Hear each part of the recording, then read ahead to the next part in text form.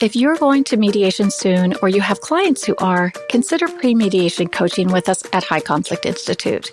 This is a brand new service we're providing, and here's why.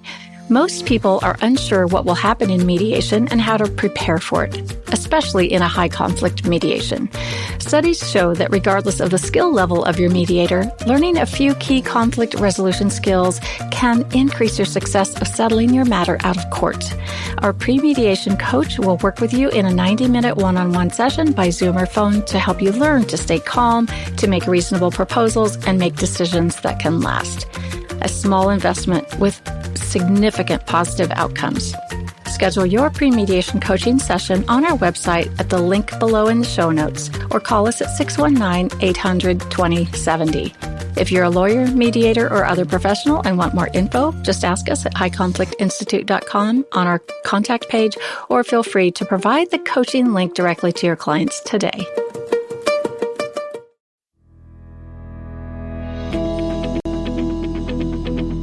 Welcome to It's All Your Fault on True Story FM, the one and only podcast dedicated to helping you identify and deal with the most damaging humans, people with high conflict personalities. I'm Megan Hunter, and I'm here with my co-host, Bill Eddy. Hi, everybody. So we're the co-founders of the High Conflict Institute in San Diego, California. In today's episode, we are going to talk about high conflict people at work. But first, we have a few quick reminders. Here's the deal. We want to hear from you. Have you dealt with a high conflict situation? Have you been blamed?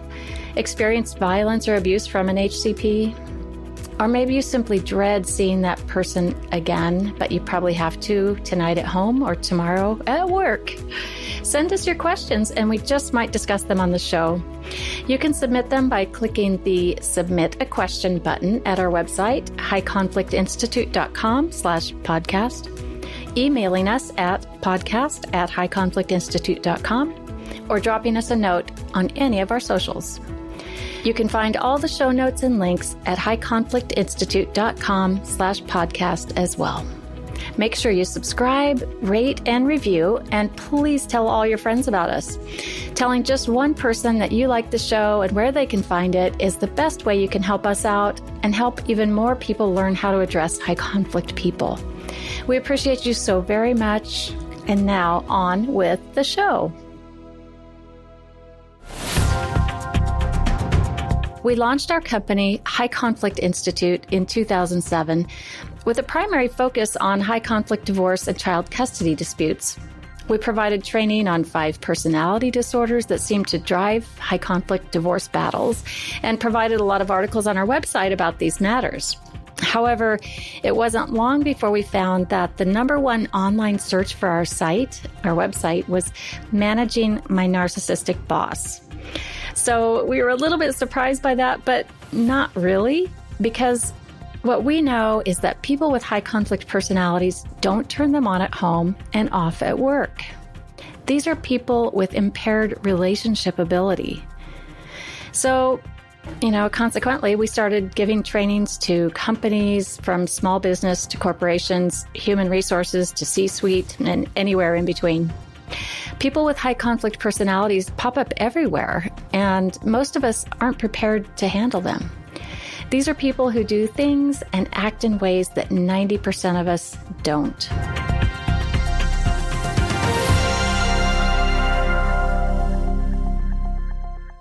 Bill, let's start with that most requested topic, managing my narcissistic boss.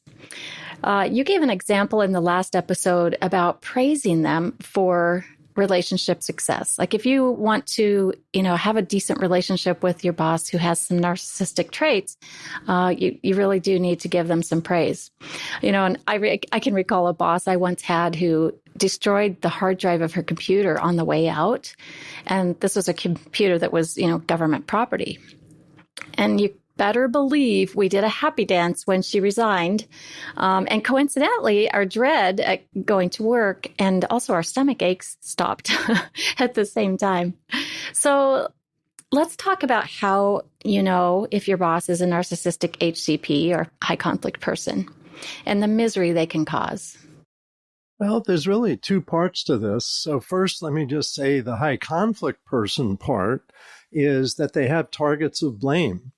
And high conflict people target other people, take no responsibility for their problems, a lot of all or nothing thinking, often unmanaged emotions like yelling in a staff meeting or throwing papers in the hallway. And they'll do extreme behaviors that 90% of people wouldn't do. Now, there's 5 types of these high conflict people, and one type is the narcissist. And so the narcissist, most people think of a narcissist as a self-centered person. You know, he doesn't pay attention to me. He's absorbed in himself. Well, when it really gets more severe, and if they're an HCP, high conflict person as well, what you start seeing isn't just being self-absorbed, it's attacking other people, putting other people down, insulting them, belittling them, making them feel terrible. And I think the reason that that's the article that got the most attention on our website was because bosses tend to often be the bully at work. And it often is the narcissistic boss, and they have targets of blame. So there's our high conflict people. So what we're seeing is they seem to enjoy the power they have over people. But here's one of the tricky things to know about them is they're really good at kissing up to the people above them who have no clue how they're kicking the people below them. So I think of it as kicking down and kissing up. And that really isn't good to be around as an employee. And often they drive people away from them. People quit, people get sick. So this is one of your most common workplace bullies is the narcissistic HCP. So would you say that the management positions in the C-suite are kind of a likely place for narcissists to end up? And why, if so? Well, they're good at climbing, and they don't mind stepping on other people to get there. You know, one of the characteristics is a lack of empathy and exploiting relationships. So they'll, kiss up to somebody, become their buddy, and then when it's convenient, they'll kick on them to move further up the organization. So we often see that narcissists succeed. You would think they would fail, but they often succeed not because of their performance, but because of their persuasion. And that's what leads them higher and higher. So yes, we see them there, but I want to also caution that not every manager is a narcissist. So I don't want people to think we're saying anyone in authority must have climbed there as a narcissist. But when things really go badly in organizations, we often find that there's a narcissistic HCP kind of gumming up the works in the middle or farther up the ladder. Yeah, so that's really interesting, Bill. And I think a lot of our listeners can relate to having a boss that, kind of drove them crazy and they kind of recognize these narcissistic traits. And one question that we've received many times over is there such a thing as healthy narcissism? Partly it depends on how you define it, but I like to think of it that narcissism is itself a problem. And therefore, I draw the line at someone has narcissistic traits. Maybe they're not too extreme. Maybe they help them move up, but it also creates problems for them and the people around them. So I would say even narcissistic traits are dysfunctional, but some people think of this as healthy. And I think what they're seeing is self-confidence, and self-confidence can be a healthy thing. Individualism can be a healthy thing.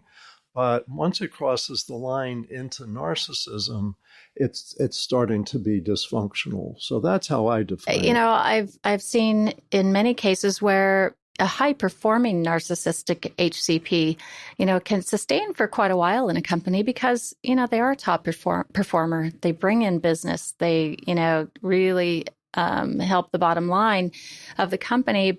But ultimately, narcissistic HCPs, they just can't sustain in the company that long because they are going to, mow down so many people along the way that eventually it really becomes too disruptive and it will impact the bottom line. I think some do stay in the workplace for a period of time, or they may just go from, company to company and are really good at getting the job and keeping it for a while and performing at high levels. But eventually that high conflict personality is going to, kind of kick into gear and do them some damage in their relationships. Let me jump in here, actually, and add something about research on CEOs. And there's some research that's been done that really shows that narcissistic CEOs may make a big splash when they start, but they make it about themselves, not about the company. And they generally get fired by their boards sooner than CEOs that really make the company their top priority. Another thing in terms of CEOs is a lot of people think, well, narcissistic CEOs will be better because they're extroverts. And if you have an introvert CEO, it's not going to be as dramatic. Well, there are introverted CEOs. A good example is Warren Buffett. Most people have heard of him. He's been one of the most wealthy people in the world. And frankly, he'd rather spend time alone in his office looking at spreadsheets and stock analysis than being a dramatic, flashy CEO. So we see this all the time. The flashy people tend to not last quite as long. So let's switch it over to, kind of a different type of HCP situation in the workplace. Some just can't seem to control their emotions. So these are the folks that you see storming off to the human resources office, to their manager, to someone else's manager, to any manager, or to the CEO. Anytime they have a little dilemma, it seems very big to them and they need to tell someone about it and they need somewhere to let out their frustrations. This is a huge problem in companies everywhere. The biggest issue with it is that it takes so much time from everyone in the workplace, right? When we're dealing with all of these dilemmas, it is time and time is money. So, what's behind this emotional type of HCP and, what can anything be done to manage it? Is termination the only option or just, remain in misery and let them continue in their dilemmas? It's basically what you're seeing is they have targets of blame because they're high conflict people or HCPs.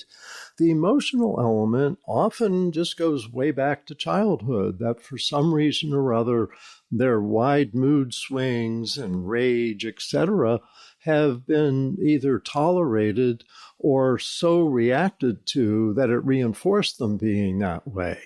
So there's kind of two extremes. One is maybe even abused as a child, but the other is being tolerated with temper tantrums. And in many ways, you're seeing 3-year-old behavior. But the trouble is in organizations and companies, et cetera, is they often can be nice and charming people part of the time, just as the narcissistic HCP can be.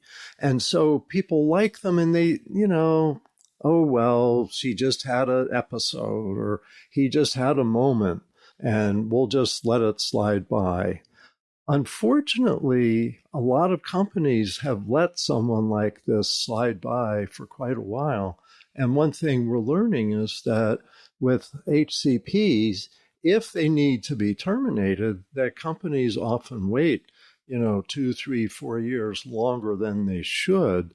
And I think of an example at a university where there was someone with a very emotional range, and they tolerated her for about 2 years when they should have. She was so extreme, they really should have terminated her earlier. But then she sued the university about wrongful termination or something, and they spent 4 years dealing with the legal case.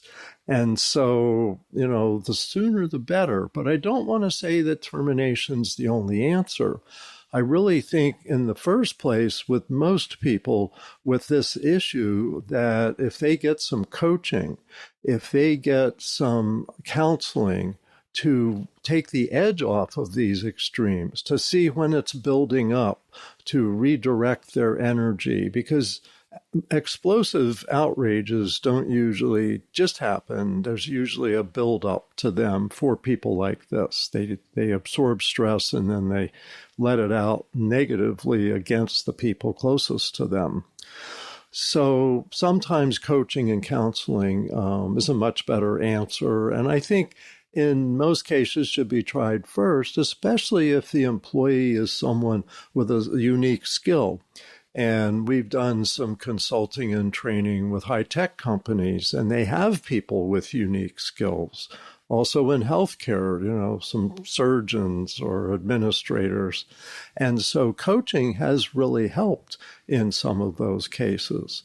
So it isn't always firing the person, but it shouldn't be tolerated. Do you think that they know they're causing this much disruption? At the beginning, and I first learned about personality disorders in 1980 and started studying high conflict personalities around 2000. And I used to think, well, of course they know they're acting badly. And I've really become convinced that that's one of the big problems is they don't. They know that they're difficult and they have a reputation for being difficult, but they insist, I had to do this.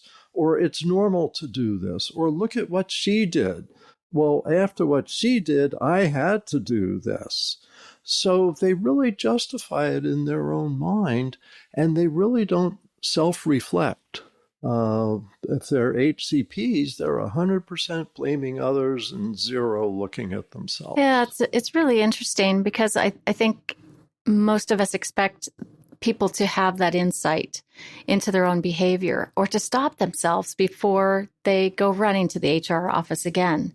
But with HCPs, it's very, very difficult for them to stop before they do that. And they have to, it's almost like completely reprogramming that part of their brain and that part of their behaviors to stop themselves when they have that feeling.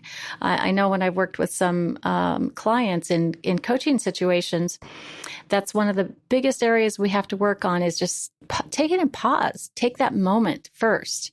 It's not normal for them to do that. It's normal for them to feel and go and shout, right? Or go and blame, go and complain, go and be very upset. But so for them to learn to pause is sort of everything. It's a really good first step. And then to analyze their options is the second step, right? So that they can get to thinking instead of just feeling. It's that first step is a big thing to get them to pause, etc. Now, you've worked with a lot of organizations, Megan. Are there any that stand out to you? Oh, yeah. There are a few. But, interestingly, there's a case in the news right now here in 2021 that's traversing the legal system. It's the United States versus Elizabeth Holmes, who was the founder of Theranos, which was slated to be a revolutionary, innovative blood testing lab. It's all over the news, and I'm sure our listeners have seen it or heard about it. A really great book was written about it called Bad Blood, and I think there's also a documentary. And I won't go into depth here, but in that case, we see so many actions and activities that seem to tick all the boxes of high conflict behavior. We have our 4 key characteristics of high conflict behavior, and then there's all the other bad behaviors kind of fit into those. And in this case, we saw a lot of lying and conning and intimidation. I read the book, and if you're interested in looking for a masterclass in looking at for high conflict behaviors and patterns of behaviors, you may want to pick up that book and read it, or watch the documentary, or in any case, watch the outcome of the legal case. But back to your question, Bill. One of the companies that comes to mind that I worked with is a very large company in a very small community. Their impact on the local economy, which extended across several counties and 2 to 3 states, was just huge. It was a family-owned company, and the family members worked for the company and were on the board of directors as well. One of them got pretty mad about an incident and went full-blown high conflict, firing the other family members from the company and also from the board. So after a really expensive court battle, the jobs were restored by the court and their board positions were as well. However, by that point, they'd almost bankrupted the company, which would have had such a massive impact on their hundreds of employees, their employees' families and the communities as a whole. What I observed is it could have been handled so differently if the family members had really understood high conflict behaviors and knew the skills to use to calm the person and to diffuse the situation. And really, that's what we do all the time at HCI is help people learn those new skills. So, I don't know how it's turned out over time. And I hope they're still using those newfound skills that we taught them. And hopefully for all their employees and the community, they've learned to calm and work together. So that's kind of the top of mind one. It was, I guess, an example of just how drastically this impacts others, not just, the people surrounding, in the immediate family or immediate board of directors. So, Bill, you've written about Steve Jobs. Was he, in your opinion, a high conflict person? This is an easy one, yes, because people in Silicon Valley that knew him, he had quite a reputation for blaming others, extreme behavior, unmanaged emotions. He would fire people in the middle of a meeting, and he would burst into tears at times, and then extreme behaviors. So remember, he got fired once from Apple, but he did come back and did a little bit better, it seems. Just about everybody has one of his toys. So he's an interesting case because I really do believe he was a high conflict person. But the question is, was he one where that interfered with his life, or was there some way that it worked for him? And I think the way it worked for him is because the people around him managed him really well. And let me give you an example. So from his biography by Walter Isaacson, there's a place where it says Ann Bowers was one of the top management, and she was an expert at dealing with his perfectionism, petulance, and prickliness. She served as a calming mother figure who would step in after one of Jobs' tantrums. She would go to his office, shut the door, and gently lecture him. I know, he would say. Well, then please stop doing it, she would insist. So Bowers recalled he would be good for a while, and then a week or so later, I would get a call again. So I think what we're seeing is someone who didn't really change. He had a little bit of self-awareness, but not enough to stop himself. And that's what we see with high conflict people. They can't stop themselves. And so in business, if the people around them are able to stop them, they may be successful, like he was fantastically successful. But if people don't stop the high conflict behavior, it can ruin a company, and it may be that they have to go. Yeah. So let's switch gears here and talk about what can be done, Bill.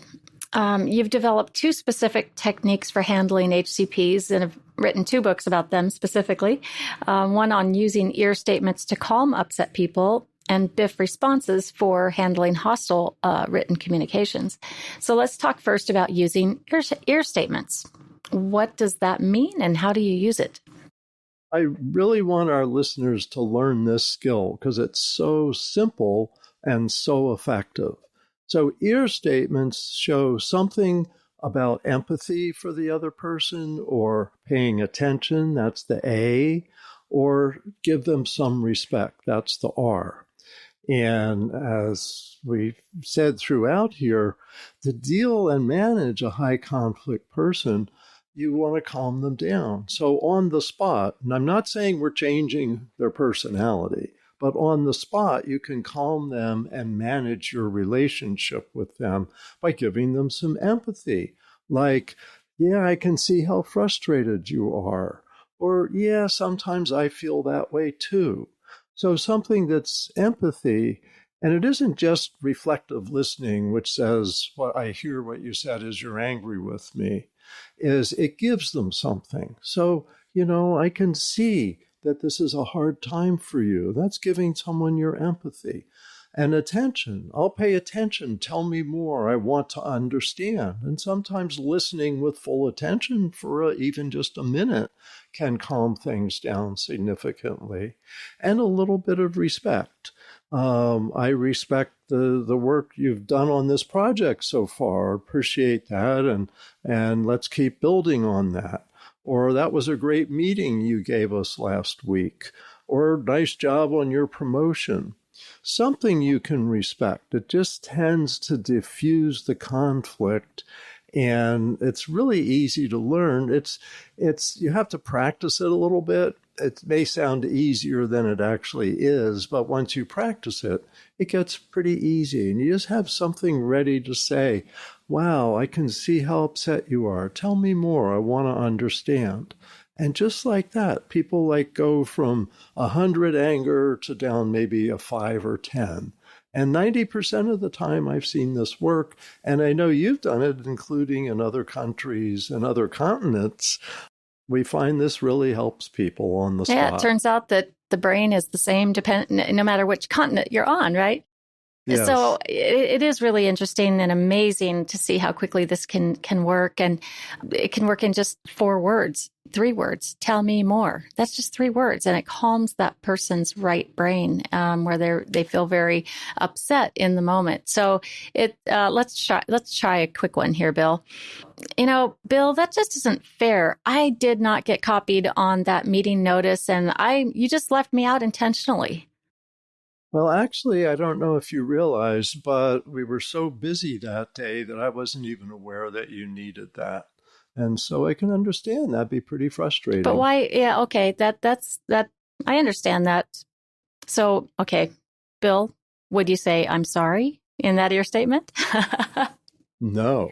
And I would give an explanation, but I wouldn't say I'm sorry. And here's a good thing to know with high conflict people. When you apologize to them, remember that all or nothing thinking? What they hear is you agree it's all their fault, and they'll keep bringing that up. And they'll say, remember, you said it was your fault yesterday, and they've somehow translated into it's all your fault.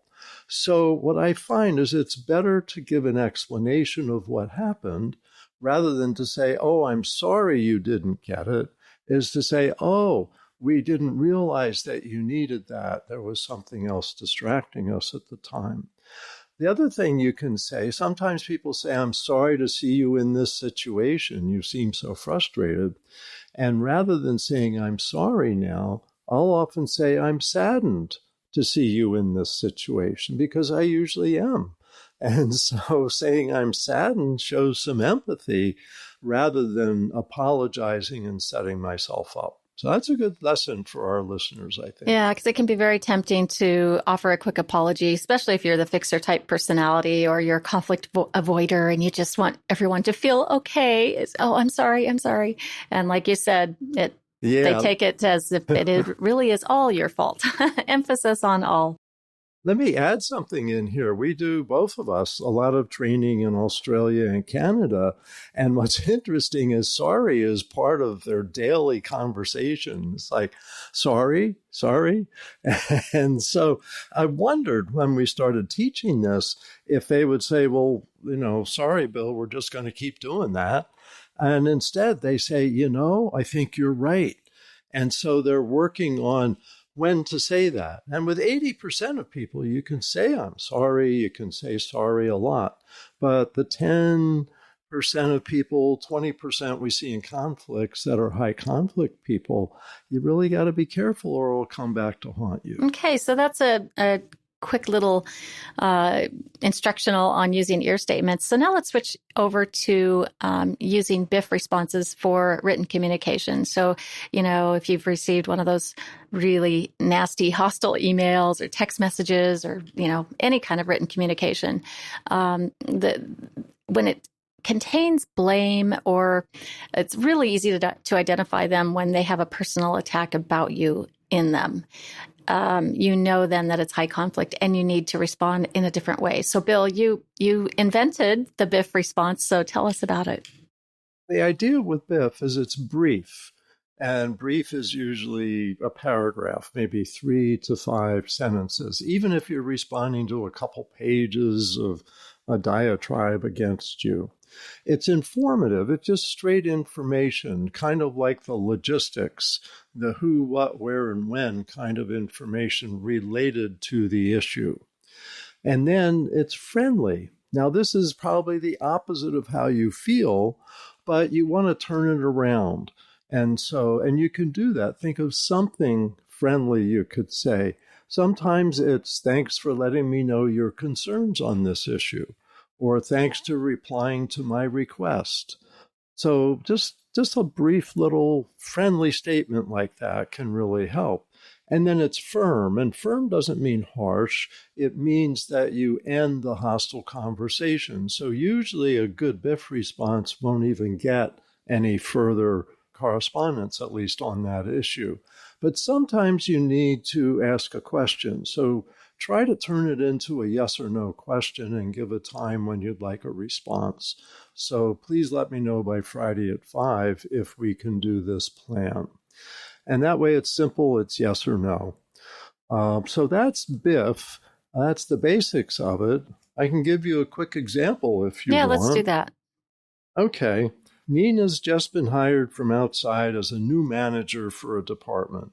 Zachary has worked in the department for over 5 years and also applied for the job, but didn't get it. So Nina hears Zach is telling the other employees she's not qualified and he should have gotten the job. So Nina writes this: "Dear Zachary, I hear rumors that you're trying to undermine me in my new position as department manager. This will not be tolerated. You must cease and desist immediately. Otherwise, I will consider disciplinary action or removal from the department. Am I understood? Nina." Now, at first, that might sound, oh, well, she's firm. She's setting limits. That's understandable. But the thing is, this isn't really informative. It's hostile. It's got emotion. It's defensive.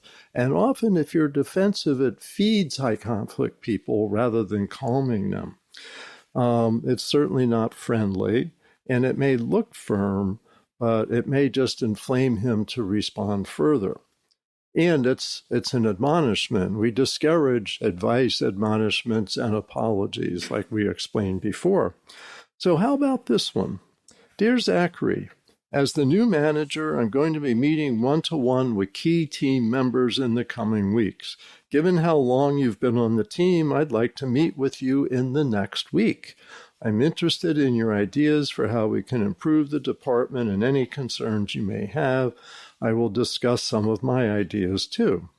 I'd like to meet next Thursday at 8:30 or Friday at 10 a.m. Let me know your preference by Monday morning. I look forward to a productive year. So, was that BIFF? It's fairly brief. Was it informative? Yeah, this is her plan, and this is how she's including him. Was it friendly? Certainly. And she's giving him a little bit of you might have noticed, respect, because of his time with the company. And it's firm in that, here's my question this time or that time, and it gives him something to do instead of just reacting. That's an example of how a BIFF response can calm a situation instead of inflaming a situation. We've written a book just published this year in 2021 called BIFF at Work. It gives examples for all different kinds of workplaces, sizes of companies, and different types of relationships, like a difficult boss or employee to employee or a challenging team member, or even within a small business.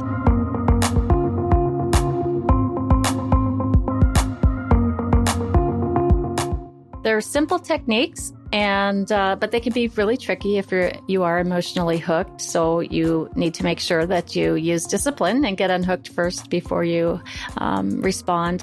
And just like Bill said, you have to practice a lot. But the good news is your life gets easier if you use these techniques when dealing with a hostile boss, an undermining coworker, a disruptive team member, or really any high conflict situation. So try it and let us know if your life improves. We'll put the book links for EAR and BIFF in the show notes. And in the next episode, we'll be talking about the 5 types of people who can ruin your life. Bill has a book titled just that. Until then, best wishes in all your relationships. Bye-bye. It's All Your Fault is a production of True Story FM. Engineering by Andy Nelson. Music by Wolf Samuels, John Coggins, and Ziv Moran. Find the show notes, and transcripts at truestory.fm or highconflictinstitute.com/podcast. If your podcast app allows ratings and reviews, please consider doing that for our show.